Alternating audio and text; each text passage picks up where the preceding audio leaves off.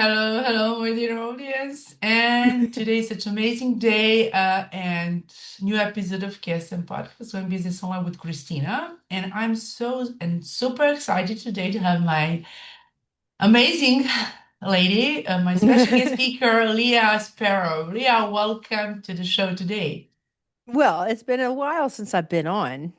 So, yes, this isn't my first time. But Yeah. it's good to be here. I've also got the Making Business Effortless podcast, which you have been on as well and need to be on again because, we have different experiences as entrepreneurs. And as we go through this journey, we learn a little bit more along the way. Yeah, and when we connect as a host and we have Yep. an opportunity to exchange our knowledge, to talk about different topics and to show up with our amazing audience. So, Leah, tell us a little bit about you for people who don't. I know about you, but for our audience, for people who don't know you, tell us a little bit about you, who you are, what you do. And I know that you come from USA, far away. I'm in Yes. Europe, you're in US, so that's pretty amazing. Yeah, that's it. Every time people Okay. say they need more reach, I'm like, you're global. You're on the Yeah, internet. I'm You're global. global. Yeah, my focus is You're global, of already global, course. dude. She's over there. I'm over here. I've got clients over there. The In my reach is there. neighborhood, of course. Yeah. Yeah, and start local. We So, wanted to start with fun stuff to be much more so if you attractable for our can't tell from audience. just the jibber jabber going back and forth between me and Christina, I am a business consultant, but what I specifically focus on is creating consistent revenue within your business without burnout. And I notice that there are over 50% of business owners who suffer from burnout, and it doesn't matter how much they make. So I've talked to successful businesses, I've worked with successful businesses, I've consulted successful businesses. And what I've noticed is what we do with our time can get eaten up by things we believe are urgent and important when they really aren't, or we simply don't have a system in place that supports the growth we want. And that's where our topic leads us today around the group offer. Many see it as a way to make more cash faster, saving time. There are some things that need to be in place. We're going to talk about those kind of things along the way so that you understand what you're facing when you do a group offer. Because, yes, a group offer can save you time, but it can also cause you to have the same feeling that you have now, where you're stretched thin, constantly sitting in front of the screen, watching your phone for the DMs, and driving yourself nuts trying to figure out how to create consistent revenue and watching your income float and not quite reaching that next level income that you're looking for in your business. And many times it has to do with what it looks like and how we're spending our time, as well as the system that we have in place so that we can spend our time appropriately. Oh, dear Leah, thank you for so much for And sharing if I can, that. and every time I say time, take a shot. Yeah, I know that's a beauty Drink of every our time I say time. yeah, of businesses just to save This is the time other way to navigate and get business. more income, how to earn more and work less in some way. Oh, So, yeah. It's, but before well, we it's not dive into necessarily that, work less, it's work more deliberately. yeah, and tell us a little bit about your background. You mentioned you're a business coach, but maybe for people, what is your funny stuff in your life or just for the Oh audience? gosh, I have a very interesting background. My background is in radio broadcasting, and I wasn't just the DJ that sat behind the mic and, pushed buttons and triggered people to call in and make them listen all day, which sounds a lot like Facebook. But at the same time, I also decided at one point, because I've seen radio evolve, and at one point I started seeing radio start to deteriorate, and I was the person who was in charge of the commercial material, writing, recording, creating all of that stuff for commercial material. And the way I see ads is they are essentially they're short form video, they're short form audio. That's what they are. And there's an art to that. But at the same time, I started seeing radio shift and evolve into a different way. And as soon as I saw the online space was open to the general public, it was like, well, we're not restrained anymore. And that's when the Wild West started, right? You remember all of that, where people, the first person that came on said, I know how to make money online. Everybody went, oh my God, what? And we started that journey. So I've seen all of that evolve, but at the same time, I also have a background in education, curriculum, and instruction specifically. And what that means is I'm not a teacher, I'm actually a consultant for teachers to figure out why their students are having gaps in their own knowledge. And many times that is helpful in how you create your offers, understanding how much knowledge that person has coming in, their mindset, and where they want to go with the knowledge that they have to solve the problem that they want solved. And that's what I've always looked at in business. I believe consistent income should be focused around your client feedback. So before you jump into a group offer, a one on one, or any kind of business model, you need to make sure that you have the systems in place in order to handle it, A, and B, do you stand behind it? How does it make you feel? Because delivering something that makes you feel a little wobbly will create that scattered and rambling mess of a message that we all talk about. Or you start targeting the wrong person because you're a little bit off focus because you've really spread yourself too thin and trying to make too many decisions at once. Everybody knows what the frick to do. We all got the steps. The problem is where do we focus? So if you think groups are the option because somebody jumped in and said, groups will save you time and make you more money, it's the only way to go. You have to step back first and ask yourself about what you are capable of handling right now in your business and can you make the cash flow necessary in order to support you while you build the system to handle a group offer. I had a client who scaled from one-on-ones to groups. He had to get full first, so he had that consistent income from the one-on-ones while he was building the structure to create the group offer and sell the group offer. And that took a lot of people don't talk about this. That took about 5 months to get that system in place from the feedback that he was getting back from his clientele while he was marketing and selling it. He was creating that system and that process. And I mean, before we also, I have also question for you, pros and cons about group offering and what. But before we go there, how do you see today difference between your working on radio and today's like when we have that very fast technology, AI, and everything would happen. Like you also run your podcast and like that you. How do you feel like when you were working in that time and cut off that job, and you mentioned that you start um, coaching and educating gaps, and curriculum and everything, Yeah, I but went into that, but that also led me going into education led me to becoming an independent contractor.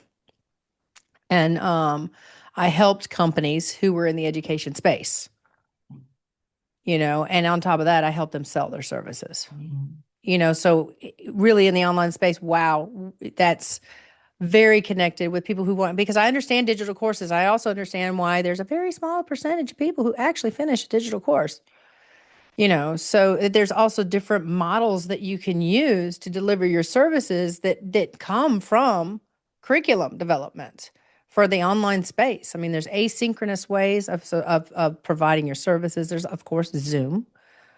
I mean, Zoom is that face-to-face aspect, but if you have companies like that I've dealt with and businesses that I've dealt with, they can't stop down on a Zoom call all the time. So how do you serve those people? And some people think groups, but if you've got a certain type of client, they can't make it to a group all the time. And this would be a bigger company. I mean, if you want to serve companies, group offers just aren't going to fly, and a digital course isn't going to fly either. And when you mention digital courses, do you think that there is for example, you have your course like like example, and do you think that that coach or mentor who created course creator could be all the time present with those group with that You group can of have people, or hybrids. they can, yeah, or they can There's hybrids. That's learn what people need alone? to ask. And so when you add a hybrid, like what I did was a digital course with Facebook group and a group offer for those that paid. And they also got the option to upgrade to a one-on-one. So that's a lot though. That's not scalable. That's not scalable at all. And my client did one-on-ones, groups, and he had a digital course as well. And he said what he was tired of doing was sitting in front of the damn screen. How in the world could that be possible? If you're making all the cash in the world, well, you're also trying to balance a lot of stuff and make sure that each piece is reaching the financial goal that it needs to reach versus honing in on one aspect of that model. And digital courses, I think the biggest thing that people need to understand about digital courses, and I keep hitting my mic, and I'm sorry, people, if you're hearing that, but digital No worries, courses, all it good. has a low completion rate, and you have, and before to make up for that, you have to have a higher, way higher lead gen, which more than likely you're going to have to run ads because when you do the math on conversion rates from seeing the ad to clicking to going to the cart to actually buying, that decreases the number of people with every step. And digital courses, I think, people have, how many people have a digital course sitting in their inbox? I made a digital course for my Facebook community years ago. I think you went through it. I'm not sure, but it was free. I was like, here you go. And what is your experience with that? Like to share with our audience today, with that What do you digital mean? course Like, for free? How many do you have? A lot of do well, people that come digital, and I call it subscribe for that? the Subscribe. well, with the digital with the digital course, and it is essentially a group offer, but it's almost like an asynchronous situation where the person goes in and there's something called the flipped classroom. And this is where I see a digital course performing better if you're going to do it this way. It's like the flipped classroom. They see the information, and I do this in my services, even though they're one on one, they're asynchronous. We don't actually jump on Zoom, but you have access to me during business hours, which is 3 times a week. I check my messages in Voxer and we can talk back and forth, if you're really stuck, or I can give you something quick and an answer so you can get back into motion and get going. But with a digital course, you can do that flipped classroom aspect where sometimes we need to sit down and go a little deeper on something. They can sit with it. And then every time, invariably, after sitting with that certain aspect inside that quote unquote digital course, they have questions after that haven't been answered because of their specific situation. So that's where my one on one comes in to support them. Yes, groups can also be done with a digital course, but you have to understand the aspect of a group and what it actually provides. Does it provide accountability or does it provide implementation? If it provides implementation, it's going to have to be general at best because you have different people in different stages. Whereas one on one can hit that specific stage that that person is in. And it just depends on what your ideal client is looking for and what you are able and capable of providing as your time allows and what you can charge for it. So it's how many people, how much can you charge for it, and where's your time going in order to create that result.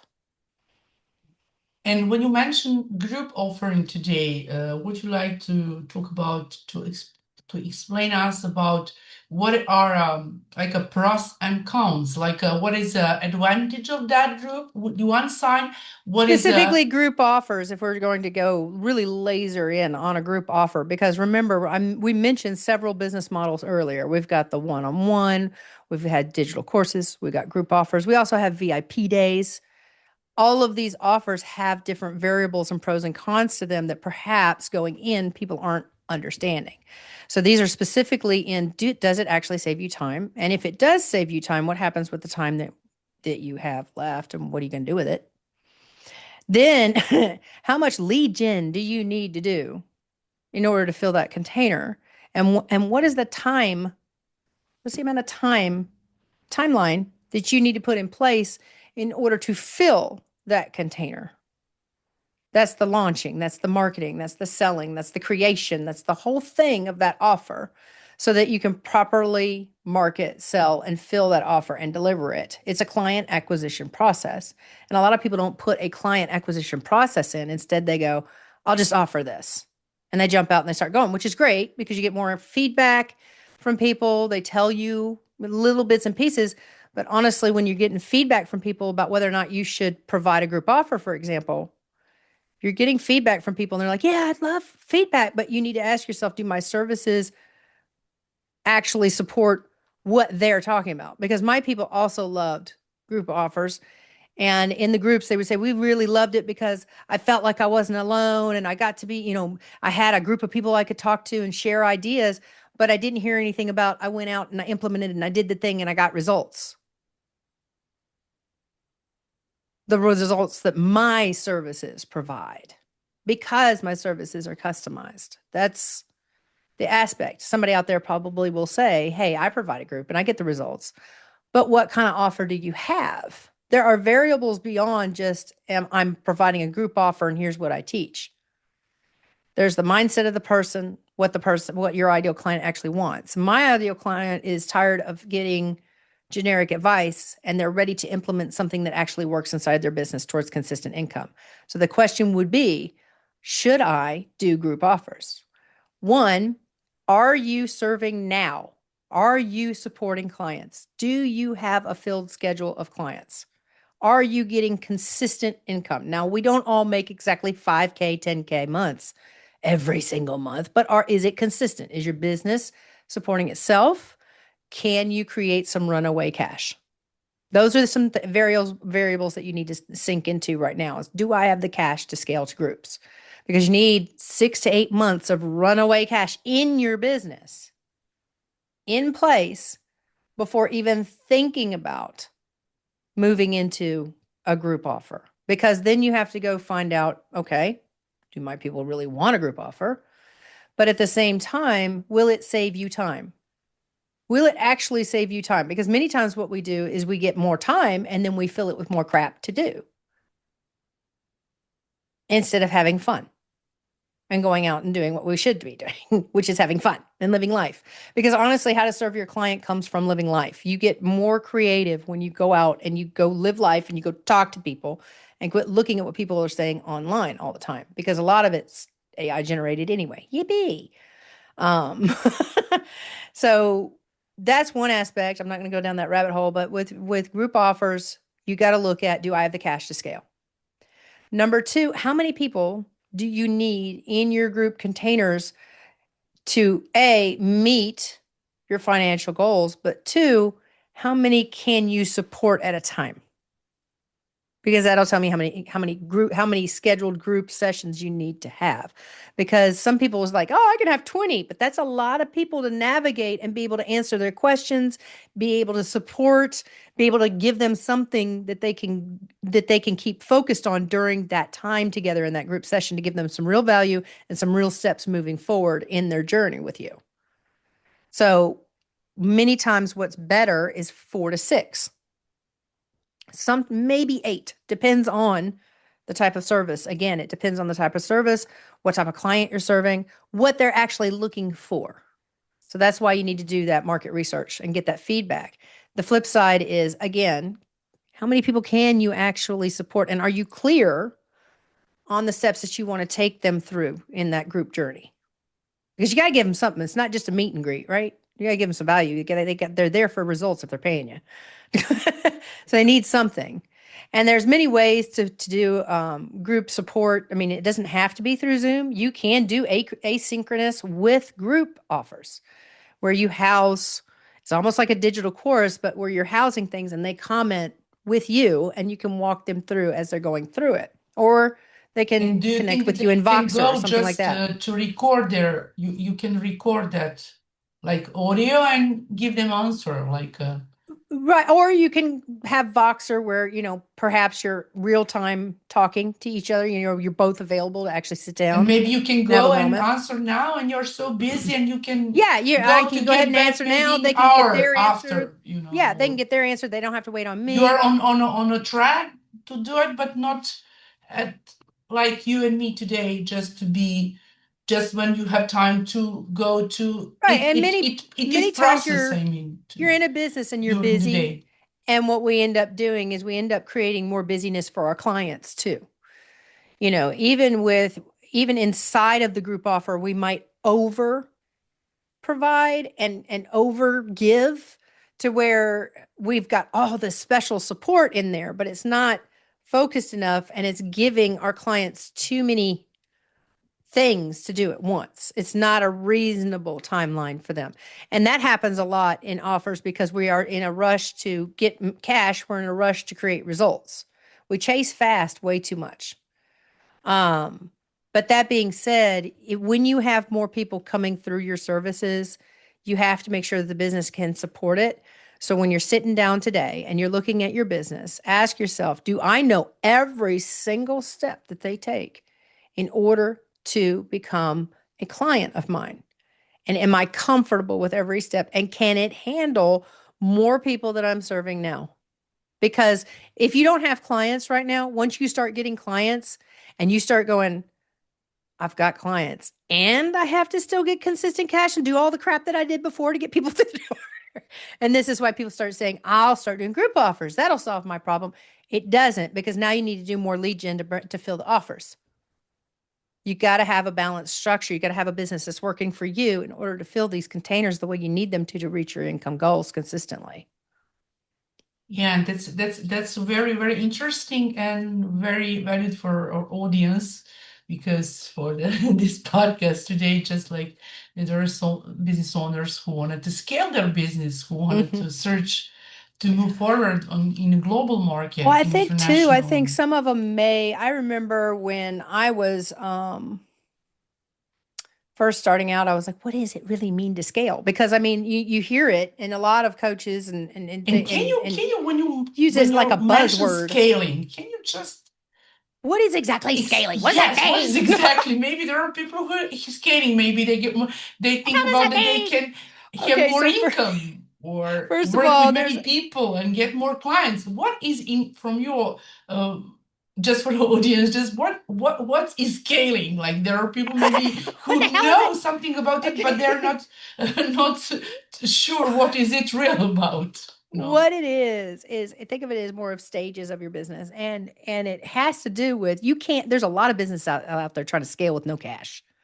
A lot. I've had people telling me that they make 10K months and but net $1,000 a month. And that's because they're putting their money in everything that they've been, you should hire a VA, you should do this, you should buy this tool, you should buy that tool, and not really saying, is it really going to generate cash in my business? Is it a match for the way that I want to bring clients into my services, onboard them, and serve them? Is it a match? Those are the things that we need to be asking. But when you're looking at scaling it, what the hell is scaling?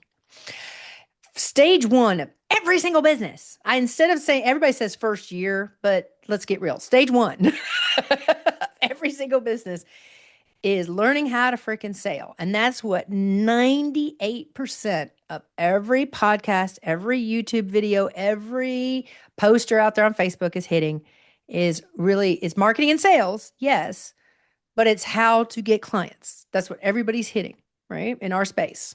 Christina and I's space, Sutton McCraney's another one. How to get clients. But my particular client has seen all that crap.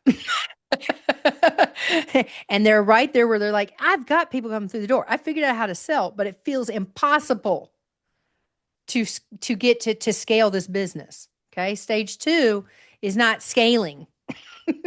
It's actually streamlining. It's refining. Many business owners that I find that are making cash successfully in their business, and it's consistent. And this is what one in particular that was very successful with me. He came to me right at that point where he had figured out how to sell, to the point where he knew if somebody was, before they even got online, got on the call with him, whether or not they were ready to buy, and if they were a match. He knew exactly what to say.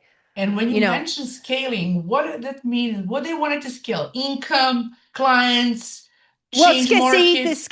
scaling means growing a business. It means moving from learning how to sell to building a business. And building a business is the client acquisition So process there for are many, service-based many businesses aspects specifically. of There's a that lot of aspects container. to that. You have to have the systems put in place, and that's what I'm talking about. Stage one is you got to learn how to sell. That's doing the bookings, that's getting the calls in, that's doing the market research, that's getting everything in. Then, and once you start selling, then you've got the cash to start scaling. And if you want to scale to groups, for example, like I said earlier, you need 6 to 8 months of runaway cash in order to build the system that not only onboards the client, but also brings the client to you, makes the client go, I want to work with this person, and they click buy, and then they're a client. You have to have that whole process in place before you can scale. Many people think that they already have the process in place, but they don't. Scaling means you have consistent cash flow running through your business. You can't scale without it. In order to scale means that you have systems in place so that if you want to scale your offer, and scaling your offer means more clients, serving more clients, being able to increase your pricing. In other words, where's the glass ceiling on this offer?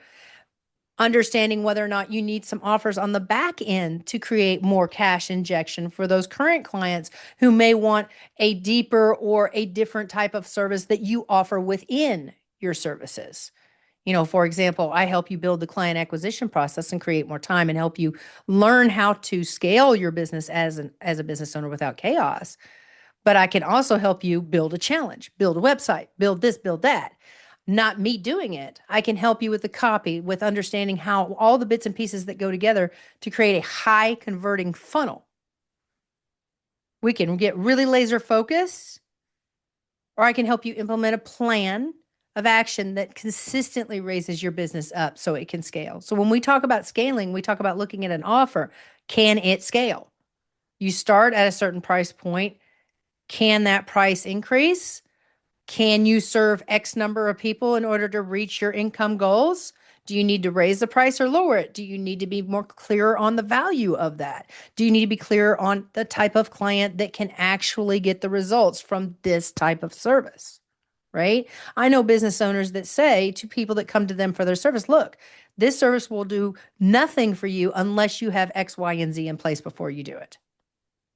So these are clarity milestones to figure out how scalable your service is.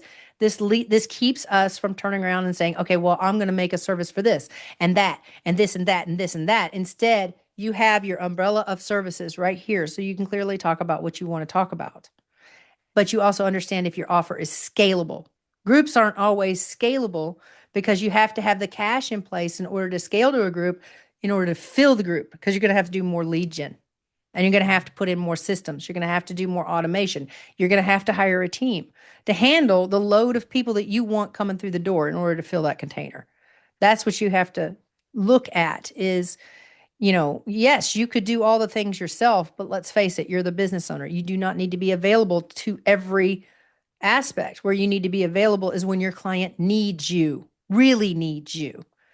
And that's when they need clarity about the pricing and what the offer is about. That's when they have a concern about the services that they're receiving. That's when they want to know an answer to their problem. Not when they first, click like on your post.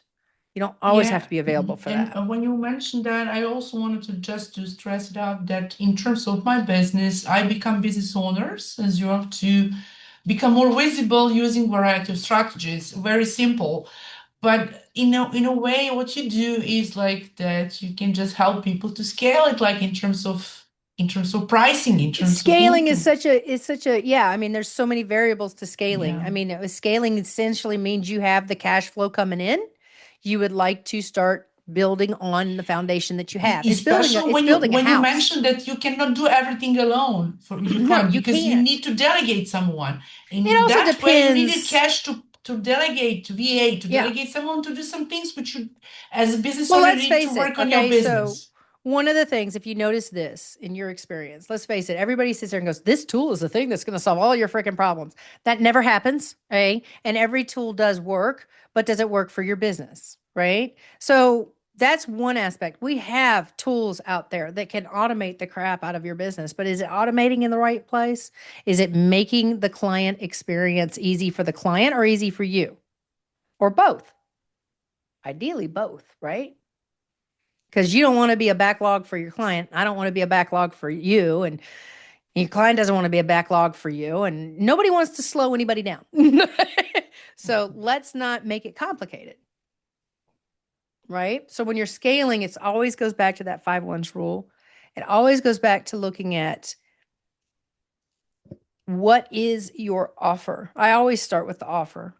We take a look at it and we really look close at what is required to fill this offer and how much money are you making now, and is it an offer that can actually grow with your business as it grows. There are things that people don't think about that can stop a business from scaling. I talked to an 8-figure business owner who at the time was trying to make a decision. And the thing that was holding him back was that he was actually a physical business. He needed more land in order to provide the next level of services that he wanted to provide. He needed more land and he needed more staff, and it was like millions of dollars for the scaling that he needed to do, right? Wasn't just simply buy Kajabi and ta-da, you've got a business. So the thing is that he decided that there was another business he could match up with or simply sell the business to that group and let them take it over. But he was concerned about branding. So you see the same questions for this 8-figure guy still came up for him as it did for somebody who's saying, should I do group offers or should I stick with one-on-ones and add maybe a membership or and trying to figure out some way to generate more cash, but also understanding there's some cost on the flip side of it. So there's a lot more to consider with every level of business that you want to reach. So the first step is, how much do you actually want to make in your business? Long term, how much per month would make you happy for the type of lifestyle that you want, the type of client that you want, and the type of business that you want? It's not about being a lifestyle business. It's about owning a business that supports you, your clients, and itself. And sometimes groups can actually suck you back. I've got several group episodes on my Making Business Effortless podcast about this very thing that goes a little deeper from a different perspective. There's many ways to pick apart an offer because the offer is, can the offer scale? Very, very interesting, And when you mentioned interest, for example, you mentioned likes, for example, that people like something and they have a lot of followers The likes and and the followers and the views and followers, cards, the like either that it's a Facebook the or vanity other. metrics is what Yeah, some people yes, like of to tag course. them as. And people told me, hey, I have many, many followers. I have 20, Mm-hmm. 20, 20,000, but I don't have clients. Or Mm-hmm. there are people who had a podcast and that just that shut it down because Mm-hmm. and now I just wanted to ask you as a host because I know that you mostly just moved to the YouTube channel as I Yeah, but I've heard been I've about been around from you YouTube like for quite some evergreen time though. and everything. So how is going now and how we can scale it that and monetize that podcast, for example? A What is podcast. what Okay, is well, your first experience? with a business podcast, because I actually started out learning YouTube years ago in a completely different niche. I started learning about it, and the number one thing I learned is that it's notoriously slow. And it will drive you absolutely insane. And as a business owner, if you have no cash, because back then I had no cash, I was just like, hey, I want to try making money online. I saw YouTube. I was like, okay, I'll try YouTube because somebody that I saw was doing it and they were making cash, yada, yada, yada. But what nobody said was it's notoriously slow. And it is. So as a business owner, and you're not making cash, that means social media, doing calls, hitting the beat and local, getting out there, get your name out there, start selling, right? Once you get that client acquisition process in and you get a lot of feedback from the people that you're serving, then you can merge your podcast if you choose to have something like that or a blog or anything, because these are SEO based type growth strategies. These are actually scalable. There's that word again. These are actually scalable strategies because they're more sustainable. Because the way a podcast, the first thing that you need to understand about a podcast is it is a slow grow, but the fact that it stays out there forever as an evergreen product that constantly nurtures your audience, that's sustainable growth. Because now you can spend less time doing the social media post all the time consistently, and letting that, this is the hardest part of podcasting, letting it show you what your episodes are bringing you. You don't have to do social media. Yes, social media is a faster growth for your podcast, but just think of it this way. Every hoop you make your audience jump through loses someone along the way. And the reason why you have a lot of followers is because all you did was focus on getting followers. You didn't focus on the quality of your copy and the quality of the leads. coming through your thing, and you're not testing the actual metric that you need to be focusing on, which is your conversion metric. Is it converting? So if you're getting a lot of followers and there's nobody buying, you need to find where that plug is. And YouTube will show you that. YouTube will show you that. And 95% of the time, it's your thumbnail, your title, and your first 15 seconds of your episode. Because what views mean, this is all views mean, is same thing as followers on YouTube or Facebook, sorry. Same thing as followers. It just means a whole bunch of people saw you. That's it. That's it. That doesn't, the next question is, did they take the next step? What's the next step? Do you know what the next step is? So they followed you. What's next? What happens next? And some people, that's how I piece it together for them.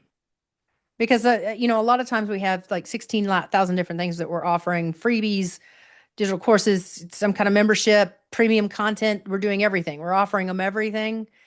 And we're not looking at what the platform is actually telling us for growth, where to really focus. If you watch some of those creators like Sean Cannell, I know everybody, a lot of people have heard him in the pod, especially in the YouTube space. Believe what you will about him, but if you watch him, he understands how the platform works. Now, how he markets is not up for debate right now. Some of the things he says I disagree with, but a lot of the things he says he's right. Can you repeat his name? Sean Cannell, YouTube Sean. secrets guy. So he's been around a long, long, long, long, long, long time. But if you watch him, his hooks, even though I know, a lot about him, whether you like him or not, I like how he does his stuff. He's good at what he does. I like him. Some of the things I disagree with, like I said, but he's a YouTube guy. He's monetized YouTube. Grow your business through YouTube kind of thing. And he's one of the ones that have been out there a long time. But he knows with his hook exactly how long to make it because YouTube previews, like Netflix previews, YouTube previews an episode, a show, an episode, whatever you want to call it. He knows how to time it just right to make you click it. And I was like, you little bastard. So, yeah. It's like, you tricky, sneaky little. But then it makes me click because I want to sit there and study how is he keeping me going? Even though I may not agree with it, even though I do this with a lot of creators in my niche. Cody Sanchez, I love the way that she presents it. She does something different, a little different than I do, but I like the way she presents her content. So I look at what they do and I take those bits and pieces and go, let's try that on my channel and test it. I look at how they do their thumbnails. I'm not particularly a fan of how Sean Cannell does his thumbnail or his titles, but that's a certain way of marketing that I don't like to do. And that's what I help my clients understand. You may not like doing cold DMs. You don't have to do cold DMs, but you do have to understand what you're giving up because there's always a shit sandwich on the other side. You may not like cold DMs because it makes you feel icky, but on the flip side, the other choice is also going to have a shit sandwich involved. And that's group offers have the same aspect. One-on-ones have the same aspect. Plugging in a podcast into your funnel, the shit sandwich is you're going to have to go slow. You're going to have to let your episodes have a few months to tell you if they're going to do anything and what the platform is doing with those episodes. It's very, very interesting. And when you mention about a podcast, how is going with your podcast? Are you going to do only solo podcasts to talk on your topics for your clients or also have your guest speakers? I have a few guest speakers here and there, but it mostly focuses on me and my philosophy around business, how I see business, and give them like a compass point, somewhere to go next inside of their business to discover something that gets them one step closer to that business that's working for them. Because many of my clients are coming to me going, I have got one-on-ones. I just need one or two more clients. I'm not quite consistent with getting it filled up. I want to get it filled up. But at the same time, I also realize I'm going to have to do more lead gen. And it just feels like a lot. And I'm not sure about the little tiny baby steps and all the little obstacles that I don't know about.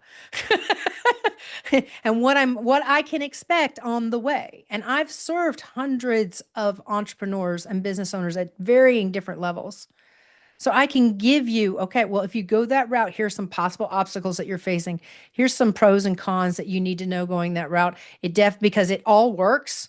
It's just how you feel about it. It's not and woo woo. How do you feel? Do you feel good? Do you feel bad? It's look, this is the pros and cons. I'm going to get real with you. You're going to have to accept one or the other because you have to focus on it for at least 1 year to see if it's going to do anything for you. You have to focus. And that's what a lot of people are doing. They're resetting the clock. They keep changing things up a few months at a time. I'm going to do this now. I'm going to do that now. And they won't focus on one thing. And that's why the podcast feels so hard to merge in because we're still squirreling it. Squirrel, squirreling it through our business, which is normal and okay. You've tested everything. Now take a look and say, if I had my ideal structure in my business, what bits and pieces do I like to do? And am willing to accept the shit sandwich that I have to eat to do them because nothing's going to be perfect. Nothing's going to be glorious. Nothing's going to be a chocolate stream and leprechauns dancing by it. Nothing's going to be that. No unicorn for you. There's going to be realness in your business. And and then there's bits and pieces to understand how to hand them over to another person. That has to do with scaling. There's so many pieces. But to merge that podcast in there, that's a whole nother process inside your business that you have to understand how it delivers and how to structure it so that you can scale it because there's just making the podcast and then there's selling through the podcast. There's a And lot there to balance. And you want to add and that to a client when you acquisition mention you have a process, you lot need to to do understand things about it. inside of it, like a podcast is also takes time to do it, to create, to prepare it. Well, it's just And freaking, yeah, understanding how to do one. I mean, yes, of just hitting course. record. Everybody says just hit record, but there's so much behind that. Yeah, you're so And with a experienced business, it's a as little a bit radio different. speaker. You're so Well, I mean, experienced. the other thing is, it's not just that. The other thing about podcasting is there's podcasting and what everybody tells you to do, which it all works, yes. But there are certain focuses that people are telling you to focus on that is more conducive towards monetizing YouTube than it is actually selling services through a podcast. There are nuances to actually selling. Everybody does the whole blanket. This is how you do it. You do snippets of your podcast and put it out there and maybe tell them to go watch the full episode. That works, but not for every single solitary niche. And to find proof of that, just go look at the different reels. And there are I many mean, podcasters who said that every time when you do podcasting, you need to create call to action like a sell it, to create like offer, like to the end of the to sell the podcast. podcast or No, no, just to sell your your services in offer. your Well, offer. it's Yes. just, then that turns into a lot of people feel like that turns into the Like whole a host who are coaches, mentors, whoever they, and run a podcast, for example. But sometimes for me, I run a solo podcast as well. And this is the way where I can do it much more call to action or put call to action in description right, mode. But right. But also when I see, do with you today, it's for me, I cannot say to the end of, I can say, okay, follow the podcast, follow new episode, subscribe to the channel, to the end when I have a guest speakers, but I'm not going in a way to offer when I finish well, you when can I always have that in the description, things like that. But see, if you're a business coach and you're a business, you do need to. That's why sometimes interviews take away from your services because you can't really go buy my stuff instead of theirs, or let's and not talk speak with about you, you, and let's talk today I about can me. say okay, I'm Right. offering this and that, Yeah. so that's But I mean, subscribe to KSM's podcast. yes, of course. Subscribe It's a great one. Growing to online with wait. Christina. You Do cannot wait for new it episodes now. Do to it. get So I mean, notifications.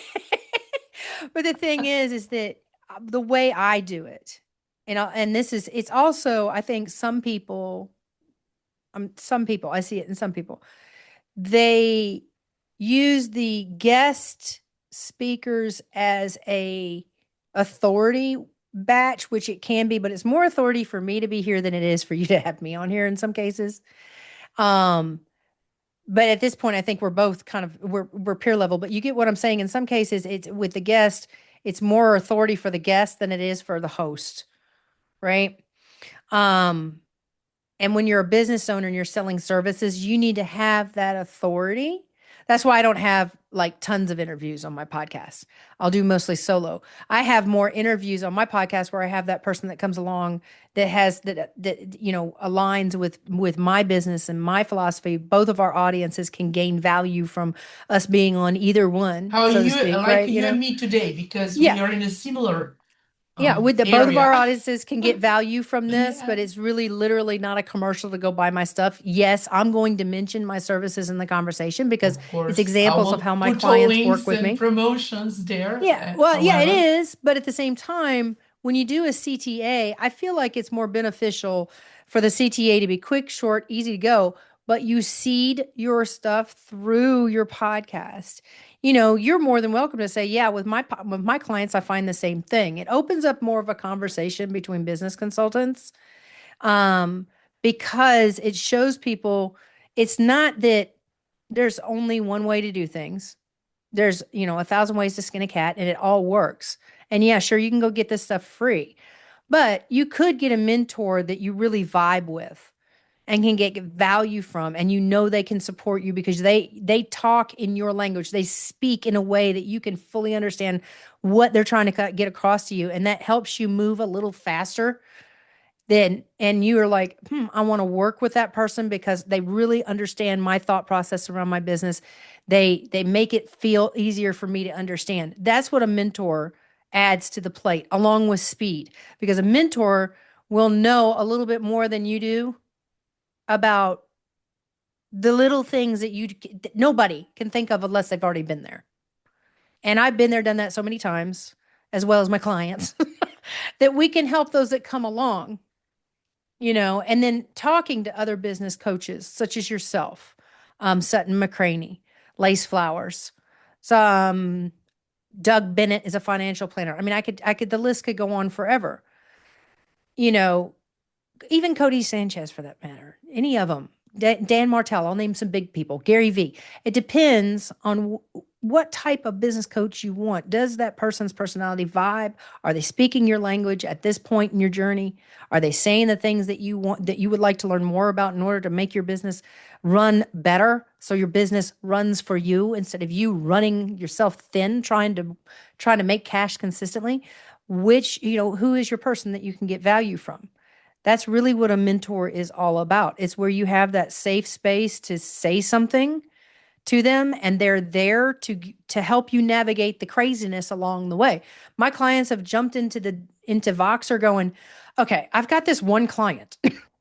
you know, they're just driving me insane." And it's okay. Well, all right, let's take a look at what's really going on. Let's regroup, look at your contract, go from there. See what we need to do. How serious is it? I've had clients come to me and say, well, my client suddenly did this and now I'm really pissed at them and blah. Well, look at your contract. Oh, they followed it. It's like, you really can't be pissed. A lot of times that's what it is. And it's because we are stretched thin. and when you work Sometimes it's a with symptom your of something clients, do else. you have a contract with them? With your Huh? clients? Do you create a Everything has a contract? contract. Fine. Yeah, you can Of go course, on there to are my people landing. who have just offer and don't. Don't do Uh, that. Mm-mm. yeah, yeah, of course. I had that Wait. experience with Don't do my. it. Yeah, they told me. Just by the way, Wait, I'm don't do that. asking you. And they were like, they just say, okay, Hmm. this is how much. So this is our Nope. coaching part. So Well, yeah, what pay what me, kills and me? that's it. So What yeah. kills me is people are, like, well, contracts, they sound overwhelming, but they're not. Okay. All it is really is it says, here's what you can expect from these services. These are the boundaries around this offer. And many times, I mean, I tell you what, creating a contract that's really clear about what my clients are getting for their money and what the boundaries are and what the expectations are between what they can expect from me, what I expect from them, blah, blah, blah. We're all on the same page. We all know what we're doing.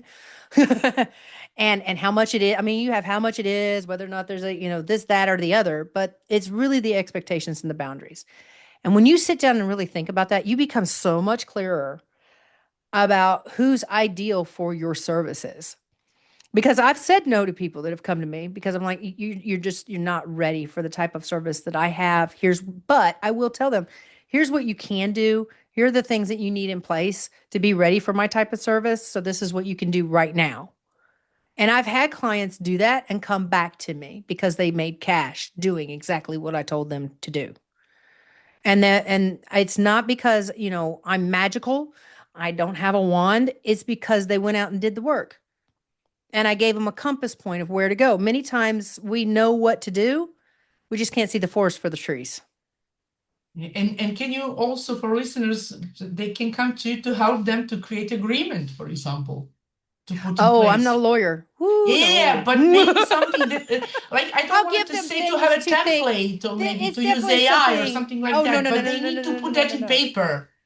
No, no, I no, no, know no. that you're With no the way the lawyer, US works, I highly recommend that there are services like Rocket Lawyer that can help you. You can do it state because in the just by the US way, it's for state people who wanted specific. to have a agreement, Well, in the US contract. it's state specific. And it's also I in the US you can get tagged for unlicensed practice of law.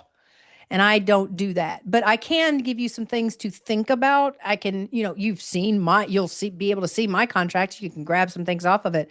But I can ask you some questions around your offer that can help you get a little bit more clarity around things like the scheduling aspect, how to communicate with them, expectations around showing up late, missed sessions if you're still offering sessions, how to handle membership cancellations, for example. I mean, there's a lot of feedback online about missteps in a client acquisition process, about people complaining about I paid for this and this happened, or this client did this to me, and it's all because the contract itself is not going, this is what we're doing and this is what we agreed to do for this amount of money. Because I've had clients try to derail me in my services and then turn around and say that I wasn't doing what they wanted and they wanted their money back. And I had a lawyer step up and go, pound sand, you have nothing to stand on because she told you this is what the service is and you are in breach of contract right now. Get a lawyer. Rocket Lawyer, it's a monthly subscription. You can have a lawyer on hand that will literally tell you if you have a leg to stand on with your contract. They are licensed in the state that you're in because that has a lot to do with it. So, yes, I can give you some pointers, but I'm not going to help you write your contract. Yeah, of course, just like ideas, just I don't think that they need to connect with right people, lawyers who can help them to, You go to a contract lawyer, period. A lot of people think that, yeah, oh, I need somebody who's just familiar maybe with the that online will space. be No, direction to help our you need a lawyer that's listeners familiar with creating contracts. That's just what you need. to go there. Yeah, I no, mean, just you're not lawyer. I said you know yeah, that. no, yeah, I know that. Well, what I'm saying is, a lot of people will think that I need a specialized expert in the legal aspect. No, you don't. My father was actually they study him in schools for his contracts that he wrote. And he was specifically, a corporate. He was started out like a corporate lawyer, but then he helped developers, and then he went into private practice and did estates. But he worked with contracts as well. And the thing about contracts is, it's literally, this is what it is. This is what you can expect. Here's what happens if you're an ass. If either one of us are an ass, there's teeth on both. There has to be teeth for both sides. And that's, something that my father told me, but he also told me, do not give legal advice to people unless you are licensed. So anybody who's trying to give you any kind of legal advice, financial advice, accounting advice, tax advice, ask them for their licensure before signing up for any of that. Find out if they are licensed. Go to the licensing board and find out if they're listed. The board, the ABA, American Board attorneys, whatever they are. The attorneys proceed. That's how much of an attorney I am. Their professional board is all, national and by state. You can look them up. So that's just, yes, but contracts, from my point of view as a business person, doing business without them is silly. It really Yes. is silly. You have a Yeah. contract with everything else you're working with. Kajabi has a contract. Everybody has contracts you're working with, and you're not going to have a contract. Uh, all of them has a that's my call out as a business consultant. You're not going to have everybody else you're working with has a contract, but you're not going to. Okay, that's smart. very, very smart. So today it's very, very interesting, interesting topic, and I know that you have a lot to share. I know your website. Do you have some kind of freebie or Well, some my free stuff is checklist over or there on something my like channel. that? I will My put our links below my this free stuff is episode. over there on that is over there on my channel on YouTube. It's the Making Business Effortless podcast over on YouTube. It's the only place I am. I'm also over on Facebook, but that's because I did Facebook for Yeah, I so know many that you're years. finally Yeah, I'm your like, I'm back your at place YouTube is because it's nice over there. It's YouTube. quieter. And a lot of people think it's so funny for me to say that it's quieter. They're like, really? We don't think it's so quiet. I'm like, I think it is. But see, that's just, I'm at a stage now where I like the growth, the way YouTube grows. I like the slow growth. I can afford it. I can do it. I've got the structure in my business to let my podcast grow and do something I really love doing. So you can find me over there. You can find out about my philosophy around business. And I am planning on going live and taking questions. So go over there, subscribe, find out when I go live, Yeah, and maybe hit once me we can up. do a live because I'm also Yeah. I have my Hit us podcast up in on the YouTube. You comments have section. yours, We'll be so happy to yeah. tell you what you're doing wrong. Yeah, we can go live in on my platform or on on your as well. So yeah, that's pretty good. And I know that and by the way, I mentioned that I do a solo podcast as well. I start with that Yeah. and talk about how to build your online presence, why it's important to have a website. There are many, and what I saw that I had much more Yeah. I think last listeners. time you were on mine, you talked about the website. Yeah, but Yeah. I have more listeners when I go solo. Maybe because of algorithm and Well, also here's what I SEO, noticed about mine because when I look people at listen to that well, educational part. when I look at mine, what I'm noticing, and this is where I go, I look at views, of course, to make sure that did YouTube actually test it? Did it send it out to some people? Then I look at click through rate, see if it's increasing, steadily increasing. But then it's watch time, which is or listen time. That's notoriously the most difficult thing to get because that's where the hook lives. And then it's the retention through it. And I think that with a business space, our niche, people do want more of that. Hey, I'm looking up a very specific problem and I need an answer. And that's where the SEO comes into play. But you have to keep them there with that solution. And I think that it is a more engaged us audience in that aspect because I think in the business niche, we have a quiet stalker aspect. So looking at the watch time or listen time, are they going to the all the way through that podcast? And I do notice there's a difference when you're solo versus an interview. Interviews, I think, may have more of a tendency for, yes, there can be some watch time there, but I think people drop off an interview and come back. Whereas where you've got something that's more educational or, points somebody in the right direction kind of aspect, here's the next step kind of content. You have a more engaged viewer because they're really listening and thinking them through the And process they're that you're waiting presenting. from you a new episode for your Yeah. Oh, yeah. followers Or who they're follow or what you they're or do. they're hitting save this and they want to listen to it again because I'm noticing that my audience is coming back. My views may be low, but the watch time's through the roof, which means they're watching it over and over and over again. And I So think what I researching like that you don't have to have such an enormous number of listeners because you can no. start with your small podcast, but Oh it's so yeah. specific what you're going to achieve with that. Either that you invite some very famous people that they will watch it, or if you're Well, gonna be only solo and talk about from your expertise what people are going to expect from you to learn from your podcast what and I to follow find with you. interview podcasts that people, if people are trying to sell through an interview podcast, the biggest thing that I find is when most of the time when I meet them, and I've met people with very popular, high ranking podcasts, and yet they still can't sell a darn thing. And I look at it and I'm like, well, just looking on just for face value as somebody who's like, who's this? And listen to a few of your episodes. I didn't know that you had those things. That's the number one problem. You get caught, like just like you said earlier about the interview. You want to be able to let that person share their services, do their thing, because it is an authority thing for them to be on the podcast. It's authority building for them to be on the podcast. But where is it beneficial for your show and selling services? And what So is that's why I curious have that very they few stay on that interviews. platform, like that they share it. I don't cancel them, I Right. deliver it. So they are still on my platform. And Oh what yeah. is curious that they say, okay, I have 100,000 followers on Facebook or somewhere, but I don't see that they just share that. I don't They see don't have a much more. clear next step. That's always the plug. But there's other plugs that can happen there too, is that they're actually spreading themselves thin across too many different types of strategies.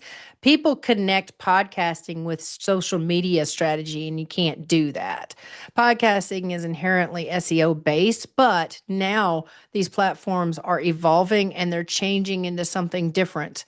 They are now employing AI to basically web crawl your content.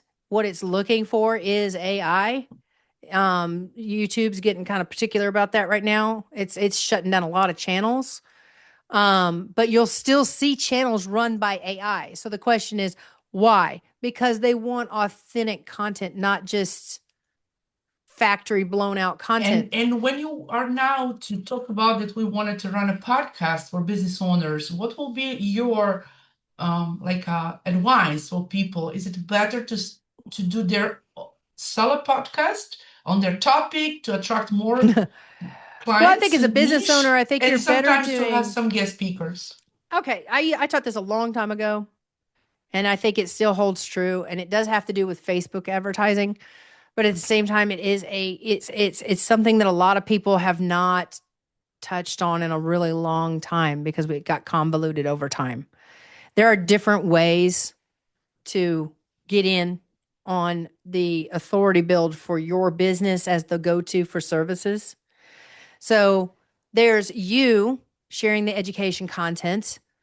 There's you bragging about your success, the results you got for your clientele. Even you appearing like on somebody else's podcast. That's authority building. Testimonials, appearing on other podcasts, blah, blah, blah. Right?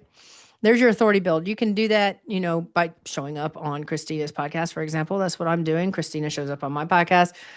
That, from your marketing perspective as a business owner, the reason why I don't do as much, but it is literally sharing other people's perspectives to support yours. It actually can play to build your authority up as long as you're not relying on the guest to build your authority up. It's saying, hey, look, I'm going to bring somebody else on. So again, Sean Cannell is an excellent example of someone who does interviews, but he also does his own solo content as well.